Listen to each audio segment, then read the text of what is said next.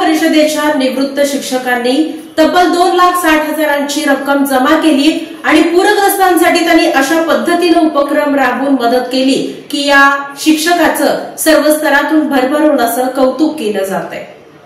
निसर्गातील प्रत्येक चराचरामध्ये ईश्वराचा अंश असतो याची जाणीव ठेवून जिल्ह्यातील सेवानिवृत्त शिक्षकांनी पशुधन बचाव मोहिमेअंतर्गत पूरग्रस्त मुक्या जनावरांना पशुखाद्य वाटपाचा उपक्रम समाजाला दिशादर्शक ठरणार असल्याचे गौरवोद्गार मुख्य कार्यकारी अधिकारी कुलदीप जंगम यांनी सेवानिवृत्त शिक्षकांच्या वतीने पशुखाद्य वाटप करण्याच्या कार्यक्रमात काढले।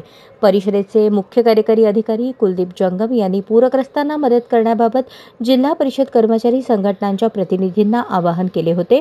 या आवाहनाला प्रतिसाद देत सोलापूर जिल्हा परिषद सेवानिवृत्त शिक्षक संघटनेच्या वतीने शिवानंद भरले यांच्या कल्पनेतून सुचलेल्या पशुधन बचाव मोहिमेअंतर्गत सीना नदीच्या महापुराने बाधित झालेल्या गावातील मुक्या जनावरांना पशुखाद्य देण्यासाठी सेवानिवृत्त शिक्षकांनी 2,60,000चा निधी जमा केला। त्यातून 7 टन पशुखाद्य खरेदी केले।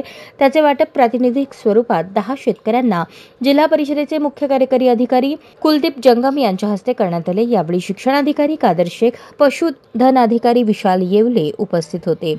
पूरग्रस्त बाधित गावातील शेतकऱ्यांच्या बांधावर जाऊन जिल्हा परिषद सेवानिवृत्त शिक्षक संघटनेच्या वतीने राज्याध्यक्ष शिवानंद भरले, जिल्हा अध्यक्ष सुभाष फुलारी, सोलापूर जिल्हा प्राथमिक शिक्षक संघाचे अध्यक्ष वीरभद्र यादवाड, सोलापूर जिल्हा प्राथमिक शिक्षक सहकारी पतसंस्थेचे संचालक शिवाजी पाटील, सेवानिवृत्त शिक्षक संघटनेचे कार्याध्यक्ष काळप्पा सुतार, सेवानिवृत्त शिक्षक संघटनेचे सिद्धराम शेगाव, दयानंद वठारे, शिक्षक संघाचे राज्य सदस्य रेवणसिद्ध हत्तीरोग, शिक्षक संघाचे राज्य सदस्य रेवणसिद्ध आदींनी हे पशुखाद्य शेतकऱ्यांच्या बांधावर जाऊन वाटप केले।